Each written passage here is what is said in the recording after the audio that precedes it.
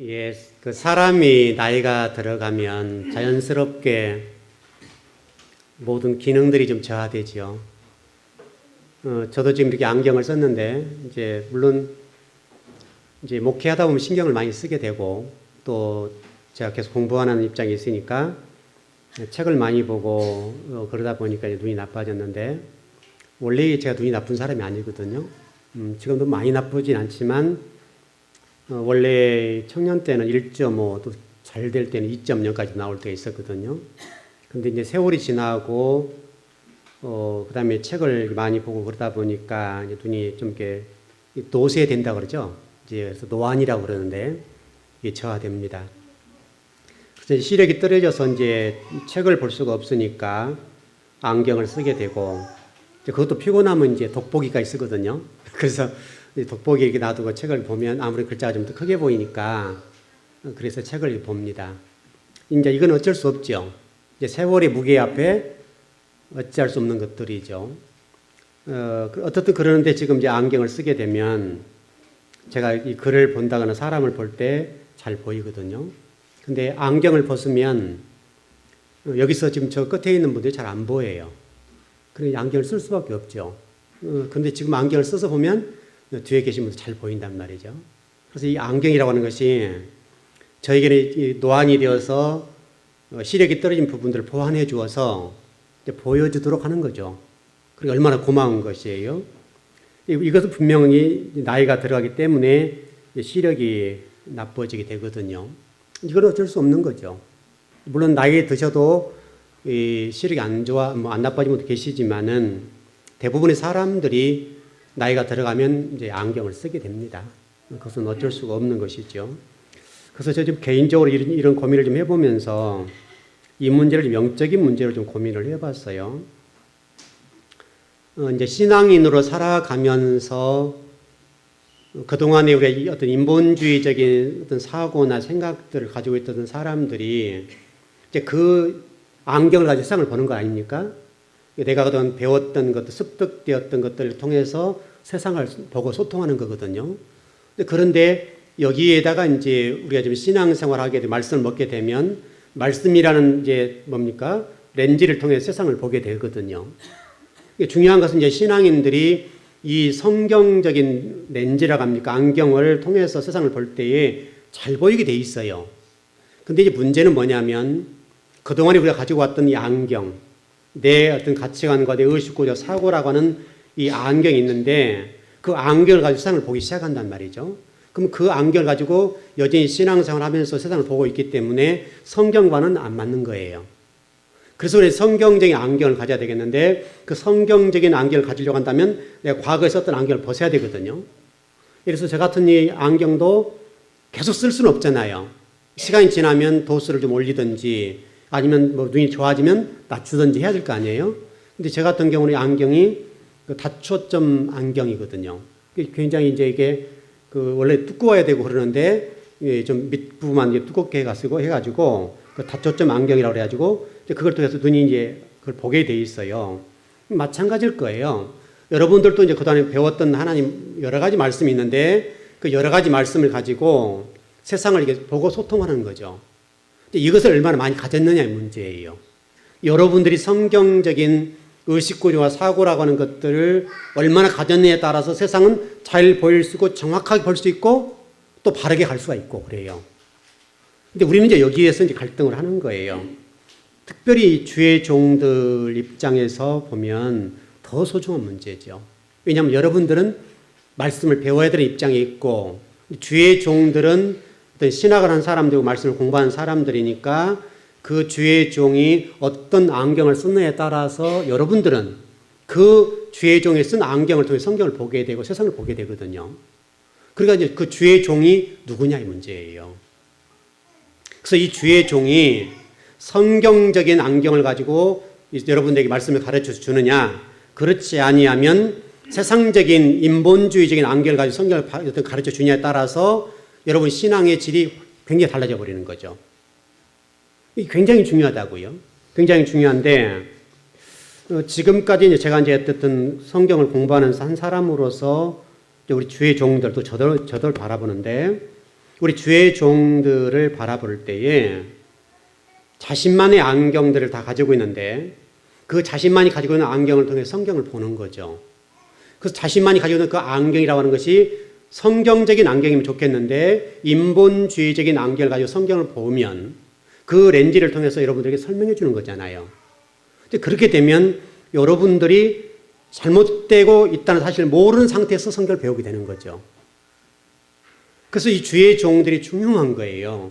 그래서 주의 종들이 어떤 안경을 써 여러분들이 성경을 보고 성경을 여러분 소개해 줄 것이냐 문제인데 지금 상당히 우리 한국 교회가 이 문제가 좀 조금 문제가 된단 말이죠. 그러니까 지금 한국 교회의 신학이라고 하는 입장에 정리해 보면 신학이라고 하는 것이 교단마다 다 달라요.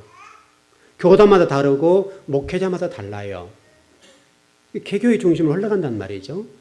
각자 주의 종들이 어떤 사고를 가지고 있느냐에 따라서 그 사고 속의 성경을 보니까 성경이 똑같은 본문이지만은 전혀 다른 해석이 되어버린단 말이죠.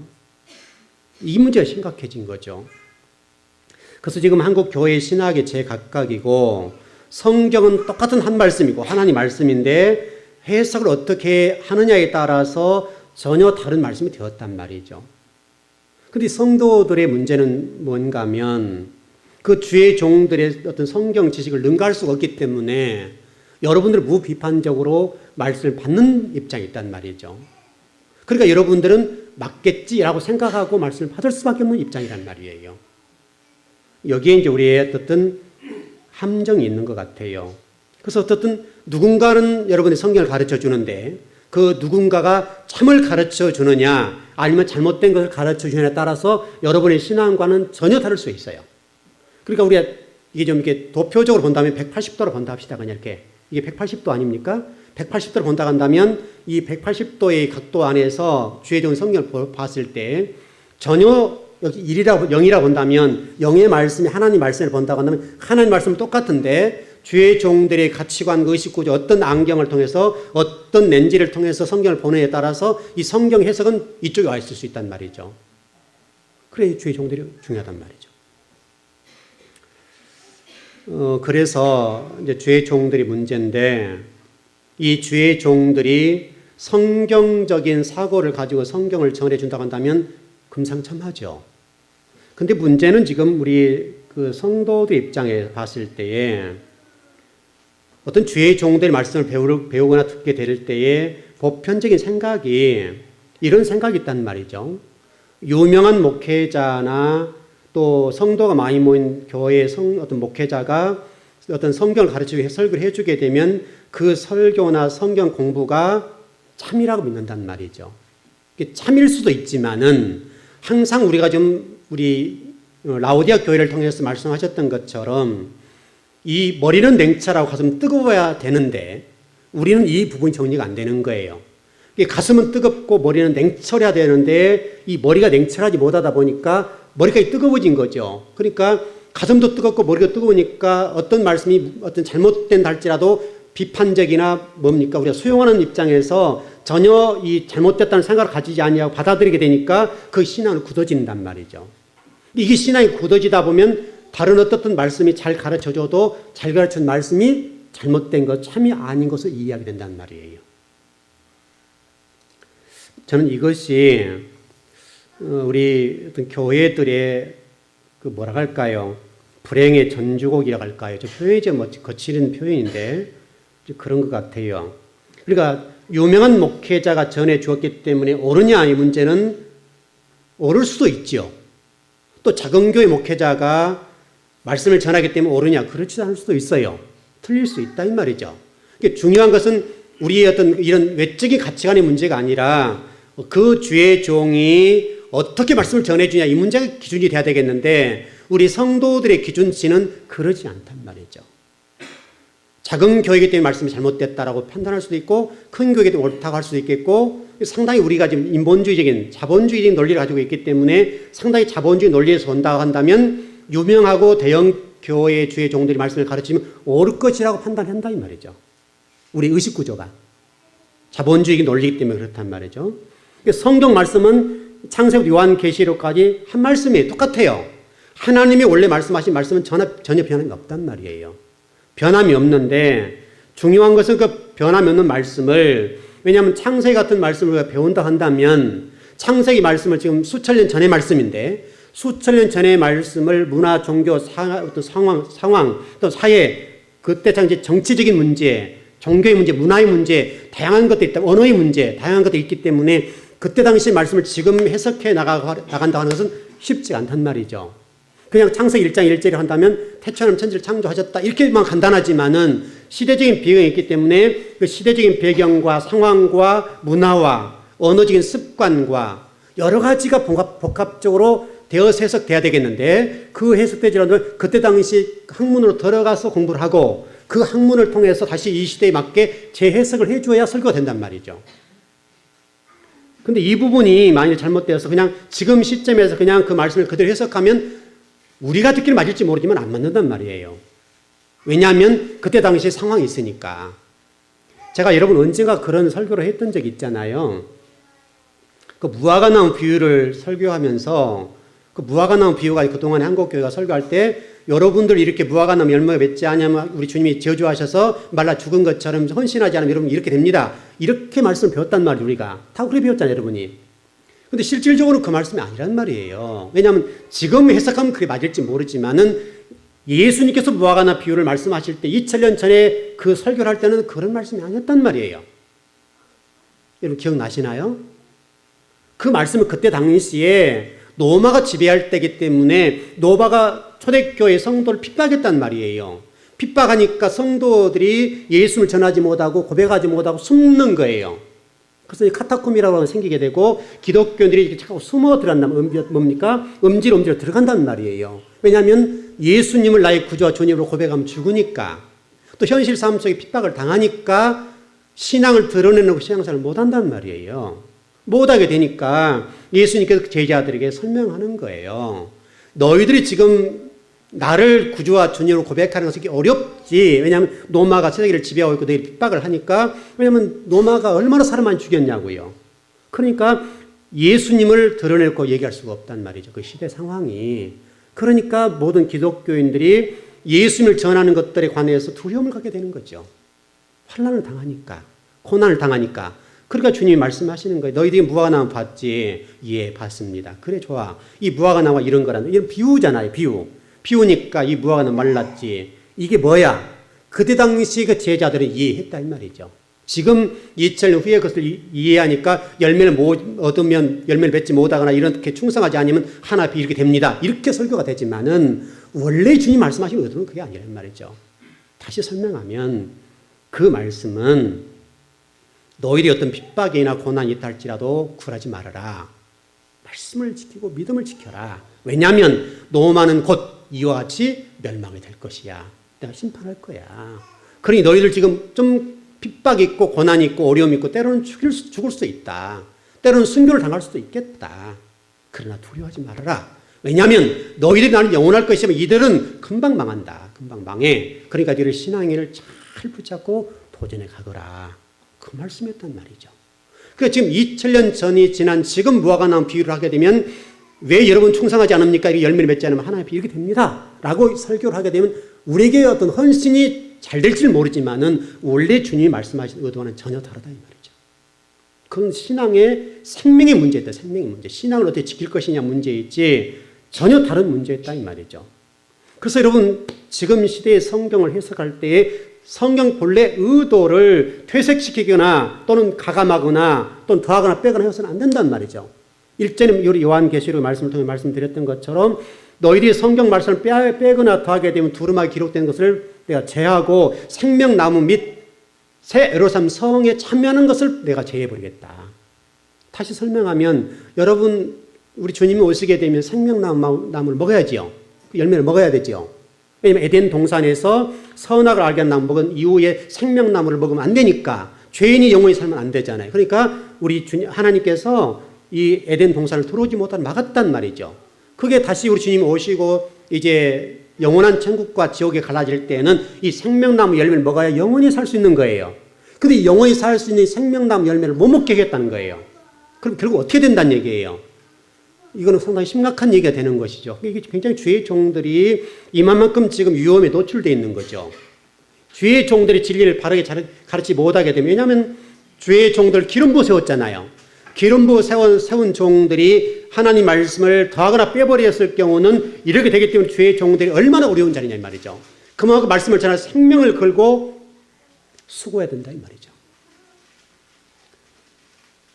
그래서 주의 종들이 잘못된 안경을 쓰고 성경을 잘못 해석해서 잘못 여러분 전해줘 버리게 되면 문제가 되는 것이죠. 그래서 이 주의 종들이 그래서 이 중요한 자리예요. 그래서 여러분도 지금 냉정하게 어떤 뭡니까? 진리를 분별할 수 있는 지혜가 필요한데, 여러분이 지혜를 분별할 수 있는 지혜를 가져야만이, 머리는 냉철하고 가슴은 뜨겁게 해서 한 말씀이 옳은가 그런가를 분별할 수 있는 잣대를 가지고 있어야 된다 이 말이죠. 제가 이것을 설교를 하기 때문에 다 옳다라고 생각하면 안 된다 이 말이죠. 제가 최선을 다해서 바르게 정확하게 전하려고 노력하겠지만은 여러분들이 저의 말씀까지도 그래야 된다 이 말이죠. 다른 주의 종들이 설교를 인터넷이나 이런 여러 가지 방송을 통해 들을 때도 그 주의 종의 설교가 옳은가 그런가를 분별하고, 옳다고 한다면 그것은 받아들이고, 그렇다고 한다면 이런 것은 버려야 된다 이 말이죠.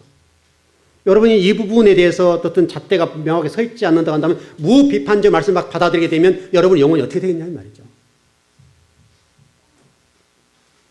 그 성도들이 여러분 나름대로 또 여러 가지 안경에 이게 도수를 늘려갈 것이고 자꾸 덧입잖아요. 어린아이를 막 가텐하게 되면 그냥 발가벗고 나오잖아요. 근데 우리가 이제 옷을 하나 더 입고 또 입고 또 사람을 대할 때도 이게 겹겹이 쌓여 가잖아요.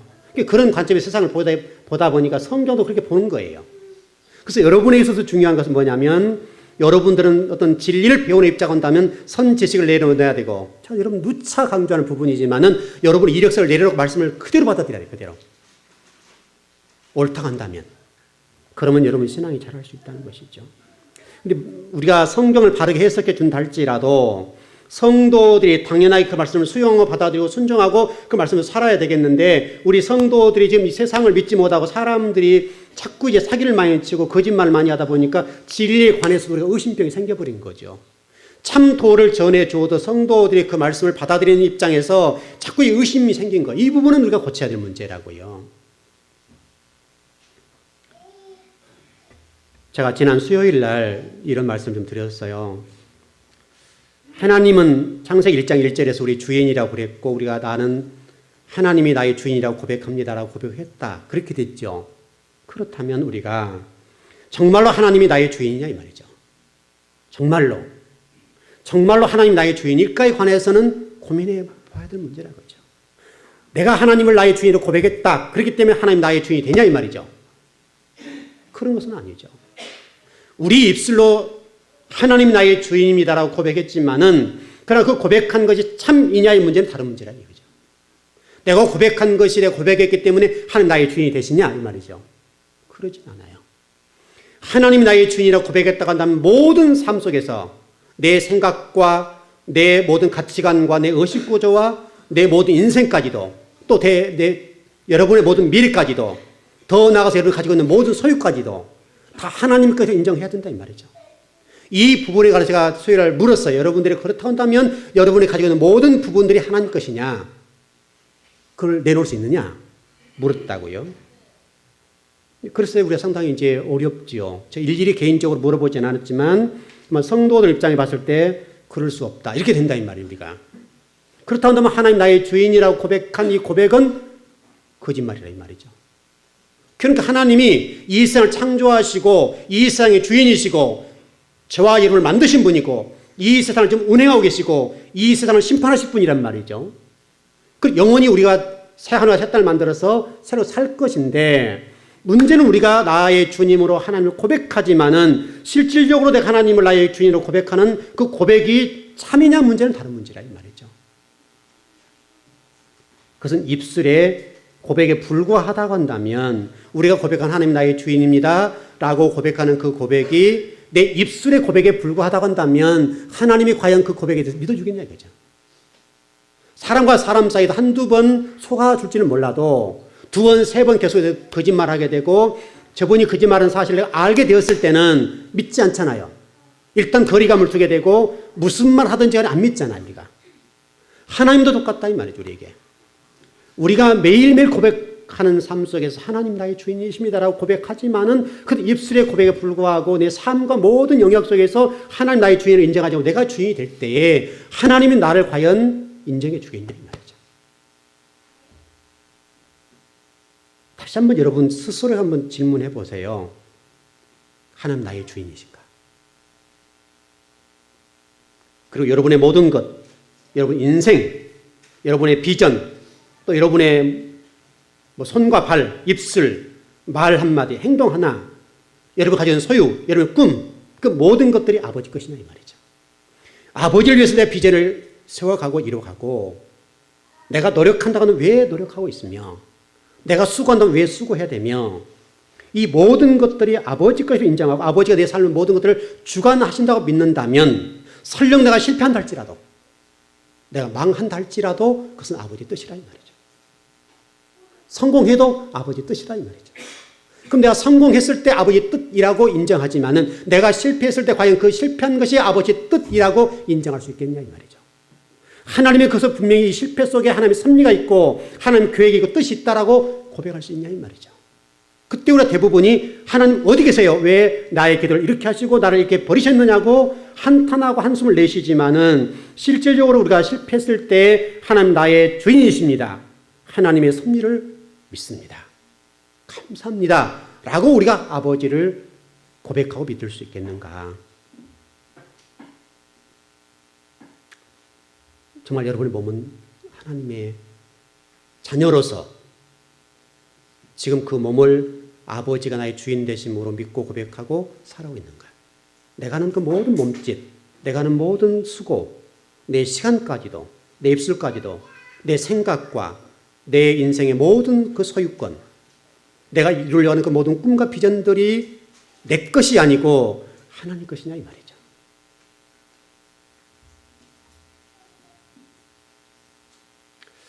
여러분이 한 가지 정리할 것은 내가 주님을 나의 주님으로 고백했기 때문에 주님께서 나를 믿어줄 것이라고 하는 착각은 안 하는 것이 좋습니다. 하나님이 수 없는 사람들도 이미 실험했기 때문에 하나님이 이제는 속지 않는다 이 말이죠. 그래서 디도서 1장 16절의 말씀 보게 되면 그렇게 되어 있지 않습니까? 사람들이 입술로는 나를 존경하지만은 몸으로 나를 부인하기 때문에 내가 안 믿는다. 입술로는 다 하나님 사랑한다 얘기한다. 존경한다 얘기한다 이 말이죠. 그래서 입술로 하는 이 고백에 대해서 하나님이 과연 우리를 얼마나 믿어주겠느냐 문제는 몸으로 하나님을 주인으로 섬기지 않는 한은 몸으로 주님을 나의 주인으로 섬기지 않는 한은 우리 입술에 아무리 그럴싸한 고백한다 할지라도 주님은 우리를 못 믿겠다는 거예요. 우리 초신자일 때는 주님을 믿고 주님이 우리의 모든 소유권과 모든 것들에 관해서 부어주시고 헤아려 주시죠. 우리를 품어주시죠. 그러나 우리 신앙이 좀 더 성장되어 성숙되어 가면 이제 입으로 고백했던 그 주님이 몸으로 고백해 달라고 얘기를 하고 있지 않아요? 입술로 고백했던 주님, 예수님이라고 하는 이 고백이 이제는 내 몸이 주님을 고백할 수 있도록 요구하고 있단 말이죠. 내 몸이 하나님 되신 주님을 나의 구주와 주님으로 고백할 수 있는 상태까지 내 몸을 이렇게 이끌어 놓지 않으면 뭡니까? 그것을 길들여 놓는다가 표현이죠. 그런데 그렇게 해놓지 않고 주님 사랑합니다라고 표현했을 때 주님께서 우리를 믿어주겠냐 이 말이죠. 그럴 일은 없을 것 같아요. 그래서 우리가 입술로 고백하는 이 모든 고백들이 몸이 부인한다고 한다면 주님은 지금도 우리에게 그렇게 말씀하실 거예요. 너는 거짓말쟁이다. 그렇게 하실 거라고요. 그래서 가짜가 진짜보다 더 진짜인 것처럼 보이고 우리 지금 이 시간도 예배를 드리고 있을 수도 있다 이 말이죠. 가짜인데 가짜가 진짜보다 화려하잖아요. 실질적으로. 화려하게 보이면서 진짜인 것처럼 그래 가장할 수도 있겠다라고 하는 것입니다. 그래서 우리가 정직하고 진실되게 아버지를 섬기고 사랑하고 경외한다고 하는 것은 굉장한 복이죠. 우리 성경 보면 그런 말씀이 있죠. 하나님을 부인하는 부분이 어렸을 때부터 습관이 되었다. 이 습관이 된 것을 고치기는 굉장히 어렵거든요. 그러니까 여러분이 지금부터서라도 이런 모험의 습관이 진리를 진리되게 하는 일에, 아버지를 아버지 되게 하는 일에 자연스럽게 나오는 거죠. 쉽게 설명해서 이게 성전을 걷다가도 뭔가 부딪혀서 넘어질 그 즈음에 주님이라고 나올 수 있는 툭 튀어나오는 그 부분이 하나님이라고 나올 수 있겠냐 이 말이죠. 어떤 상황 속에 누군가 옆구리를 찔렀을 때에도 주님 이렇게 나올 수 있냐 이 말이죠. 그런 어떤 순간순간 나오는 그 고백이 참 아니냐 이 말이죠. 정말 위급한 상황이 있을 때에 하나님 도와주세요 라고 고백할 수 있는 그 고백들이 내 삶 속에서 나오냐 이거죠. 그래서 우리 주님이 그런 말씀, 시편에서 그런 말씀 하셨잖아요. 하나님을 섬기는 척만 해도 내가 너를 복 줄게. 척. 그러니까 좀 이렇게 흉내만 낸다 할지라도 복을 주시겠다는 거예요. 그만큼 지금 하나님의 사람들이 많지 않다 이 말이죠. 하나님의 사람이 많지 않기 때문에 내가 척만 해줘도 하나님 내가 인정해 주겠다는 거예요. 인정해 주겠다. 적어도 오늘 여러분 즐거운 교회에서 예배드리는 여러분들은 척하는 정도가 아니라 하나님이 저와 여러분을 보시면서 정말 믿을 만하고 모든 걸 맡기고 미래를 맡길 만큼의 그 정도로 신앙인이 돼야 되지 않겠냐 이거죠. 왜냐하면 여기 모인 이분들, 여러분만 지금 신앙의 견고하게 서서 신앙생활을 한다 할지라도 한국 교회를 변화시킬 수 있으니까. 변화시키고 말고요. 왜냐하면 하나님은 한 분 사람을 택하셔서 인류 역사를 바꿨거든요. 제가 여러분에 수없이 말씀드리지만은 하나님이 찾으신 사람이 400년에 500년에 한 명씩 나왔단 말이죠. 한 명의 사람이 위대하다고요. 지금 여기 모인 5, 60몇 명의 성도가 여러분의 신앙이 지금 하나님을 나의 주인으로 온전히 섬기고 그분을 위해서 여러분 인생을 산다고 한다면 하나님이 바라시는 그 한 사람이 될 수 있다 이 말이죠. 그럼 여기 지금 5, 60명 모인 여러분들이 그 한 사람이 될 수 있다면 이 역사, 세계 역사를 움직이지 못하겠냐 이 말이죠. 아브라함 한 사람 통해서 역사를 이루셨고 모세 한 사람 통해서 이스라엘을 세우셨고 여러분 성경에 지금 그런 사람들이잖아요. 그 몇 사람 통해서 지금 하나님이 6천년의 역사를 끌고 오셨거든요. 6천년의 역사를 끌고 오시는 과정 속에 그 쓰임한 사람이 몇 사람이 되냐 이 말이죠. 몇 사람 안 돼요. 그렇다면 저와 여러분이 어떻게 살아야 될 것이냐에 관해서는 아주 자명하다 이 말이죠. 오늘 여러분과 제가 예배를 드리면서 여러분이 주님의 나라와 의를 위해서 한다면 여러분의 일생과 꿈과 비전과 그 모든 것들을 드릴 수 있을 정도 신앙이 되어야 된다 이 말이죠. 어떤 상황과 환경이 조금만 움직여도 우리 신앙이 요동치고 조금만 움직여도 우리가 신앙적 입장에 타락하고 떨어지고 언제든지 우리가 주님을 부인할 수 있고 진리를 거부할 수 있는 상태, 언제든지 예배를 거부할 수 있는 상태가 되어 있다고 한다면 그것은 아니라 이 말이죠. 어떤 상황이 됐든지 간에 하나님을 믿고 예배하고 충성하고 헌신하고 그래야 되지 않겠냐고요. 여러분들 혹시라도 이런 얘기를 많이 하는지 모르겠습니다. 내가 과거에 하나님을 잘 섬겼다. 과거에. 이 얘기 많이 할 수 있잖아요. 참 이게 여러분 생각해 보시면 참 이게 굉장하단 말이죠. 옛날에 충성은 귀하고 아름다운 것이지만은 하나님 지금 저와 여러분이 기대하신 것은 오늘이에요. 오늘. 오늘 내가 충성하고 있느냐 헌신하고 있느냐 문제지 과거에 충성했냐 문제는 그의 문제라고 그게요. 과거에 충성해 놓았기 때문에 지금 하나님께 복을 주시고 은혜를 주신 것이지 현재 충성해 놓지 않으면 10년 후 20년 후에 어떻게 되겠냐고요. 그래서 여러분이 신앙할 때 과거형 성도가 아니라 현재형 성도가 되어서 살아보면 얼마나 좋겠냐고요. 그 여러분 어릴 적 그런 얘기 있지 않습니까? 우리 집에 가보면 금송아지 있다. 그런 얘기 많이 했죠. 실질적으로 존재하지 않는 얘기거든요. 근데 이제 친구들 사이에서 좀 이렇게 우쭐 하려고 하는 것들, 이것들 때문에 우리 집 가보면 어디 뭐 금송아지 있다. 그 얘기 꼭 했거든요. 그런 거 있냐고 이렇게 하고 그러는데 다 알면 속는 거죠. 알면서도 속아주는 척 하는 건데 우리가 마치 이렇게 세상을 살아서는 안 된다. 여러분 그러려고 한다면 여러분 혼이 변해야 돼요. 혼이. 영혼 육이 있다고 한다면 혼이 변해야 돼요. 혼이 변하게 되려고 한다면 영이 건강해야 되고 영이 건강해 혼이 변하고 혼이 건강해야 육이 변화되거든요.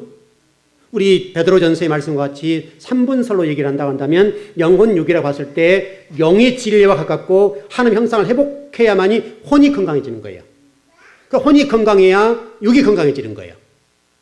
왜냐하면 육은 혼을 담고 있는 껍질이고 혼은 육을 담고 있는 껍질이니까 이 부분이 건강해져야 점차적으로 육이 건강해지는 거예요. 자, 몇 년 전에 아마 이런 설교했을 겁니다. 베드로가 예수님을 부인했을 때 닭이 3번 울었더라. 전번에 우리 김 목사님과 설교를 하셨는데 뭐 괜찮아요. 이제 그런 설교로 여러분 은혜를 받으셨습니다. 귀한 말씀이었는데 조금 더 깊이 들어간다면 이미 설교를 했기 때문에 비자 가운데 있을 때 베드로가 너도 그 당이지? 라고 물었을 때 베드로가 아니라고 거부했죠. 뭡니까? 부인했죠. 부인했을 때 닭이 3번 울더라. 그렇게 되어 있지 않습니까? 성경이 3번 울 때 그 닭의 울음소리가 어떻게 들렸다고 그랬어요? 닭의 울음소리 들려오지 아니하고 주님이 베드로야 라고 하는 음성으로 들렸다 이 말이죠. 그래서 제가 그때 닭의 울음소리 이런 제목을 가지고 설교했어요. 닭의 울음소리를 통해서 하나님께서 베드로를 깨우시는 거죠. 베드로야, 베드로야, 베드로야 라고 부를 때 베드로가 깜짝 놀란 거죠.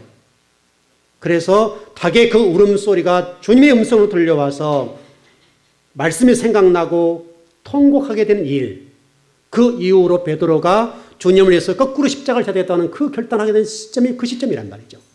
닭의 울음소리를 통해 성령 역사하시니까 그 울음소리 속에서 주님의 음성이 들려오고 그 음성을 듣는 순간에 진리가 떠오르게 되고 진리가 나를 탕 때려주니까 베드로가 변한 사람이 됐다 이 말이죠. 오늘 여러분이 말씀을 듣는 가운데에 내가 신앙했던 어떤 신앙관들이나 그런 모든 것들이 저를 통해 선포된 이 말씀 가운데 여러분 가슴을 딱 울리고 때려서 여러분 영혼이 확 깨야 된다 이 말이죠.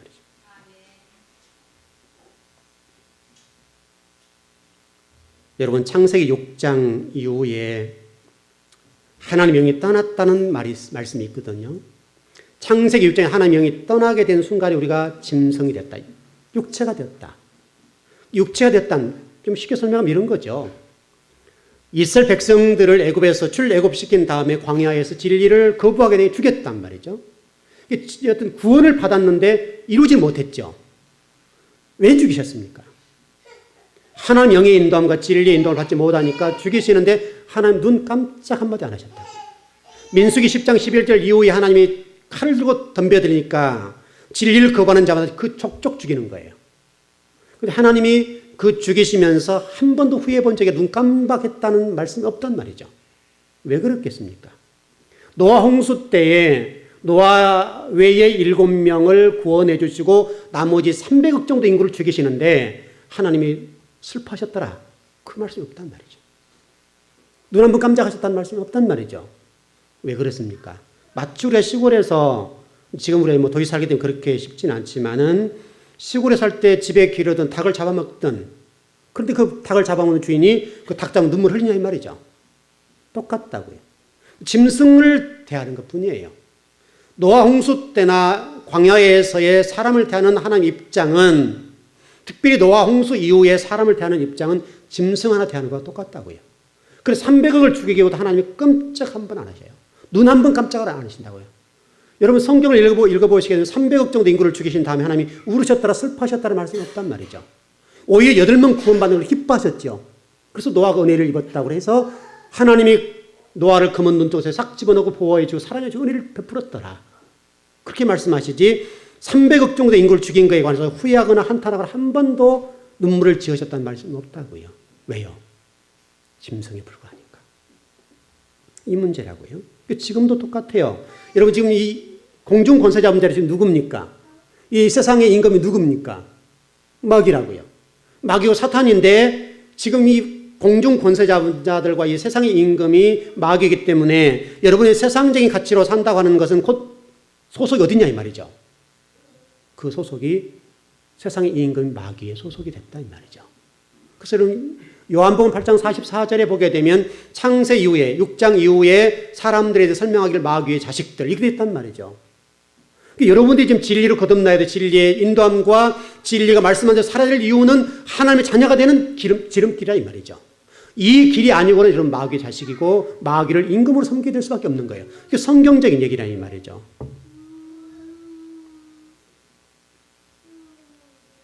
결론적인 부분을 정리해야 되겠습니다.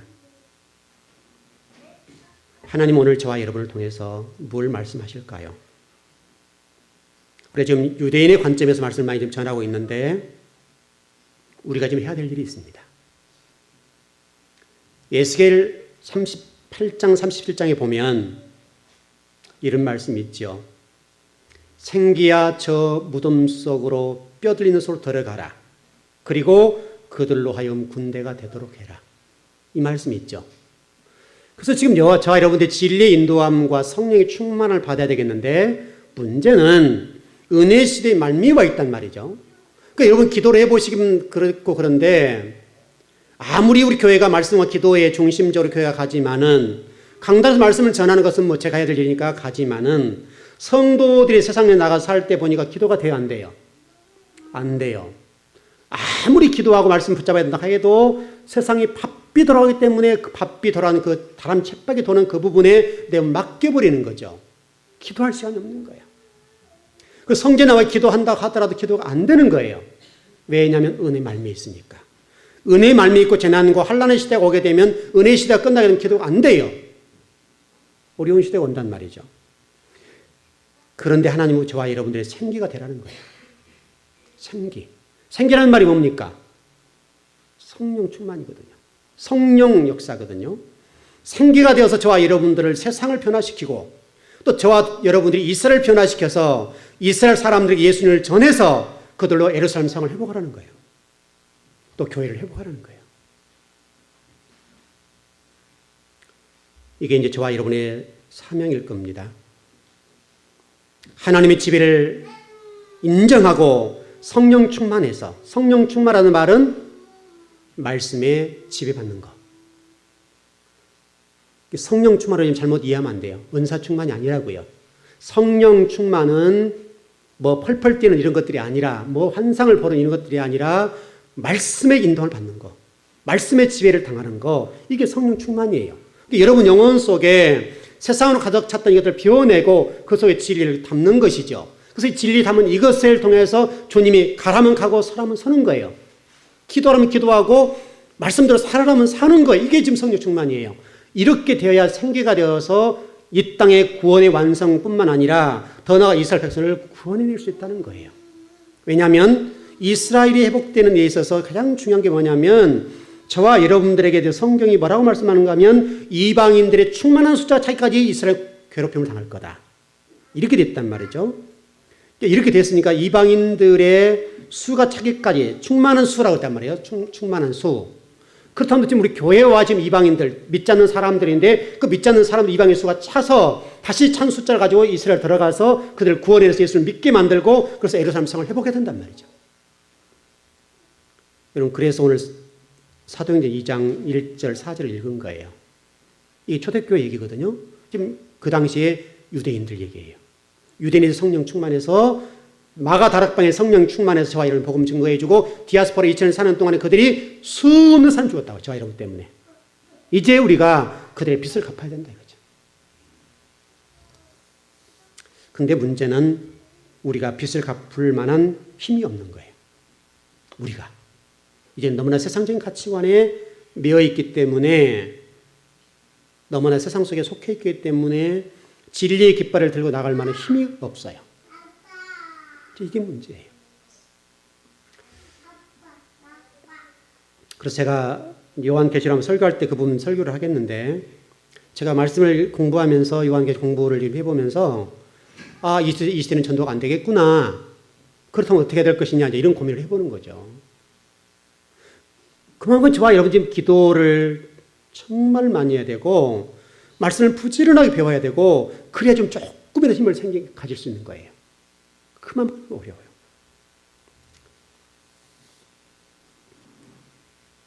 오늘 여러분 말씀을 들으면서 여러분이 영혼이 좀 이렇게 뜨끔했다는 표현이었을까 모르겠고 좀 이렇게 뜨거워졌다고 한다면 그 뜨거움들을 불쏘시개가 되어서 태우십시오. 태워서 진리의 말씀 받아들이고 진리의 말씀 받아들인 그걸 가지고 교회를 채우자고요. 이방인의 충만한 숫자가 차야 되고 우리 어제 강북문화예술회관에서 어제 뭐 주변 사람들 모여서 뭐 물건 팔고 그런데 커피 봉사 했잖아요. 아름답고 귀한 것이죠. 어제 충성한 분들 보면 참 고맙고 그런데 너무 감사하죠. 너무 감사하는데 여러분과 제가 믿지 않는 어떤 사람들을 구원하는 이 일에 있어서 더 좀 열정을 해보겠으면 좋겠습니다. 죽어지 않은 저 영혼들을 바라보시면서 여러분들 가슴속에 뜨거워지지 않냐고 죄책감을 느끼지 않는다고 한다면 우리는 너무나 무뎌진 칼이라 이 말이죠. 칼을 좀 갈아서 좀 칼을 갈아가지고 여기 무뎌진 칼이 예리하도록 만들어야 된다 이 말이죠. 그래서 예리하게 만들려고 하면 말씀밖에 없잖아요. 기도밖에 없잖아요. 여러분 그렇게 되어서 주의 날을 멋지게 세웠으면 좋겠습니다. 여러분 신앙생활 하시는데 신앙생활하는 동안에 그냥 예배 드렸다 이 정도 수준은 되지 마시고요. 적어도 예배 드렸다 이것을 만족하지 마시고요. 주님이 나의 주인이 되셔야 됩니다. 여러분들은 주님의 아들 되셔야 됩니다. 거기서 다시 출발하게 되면 여러분 뜨거워질 수 있고 성령의 역사심이 있을 겁니다. 그런 놀라운 회복의 역사가 일어나길 바랍니다. 기도하십시오.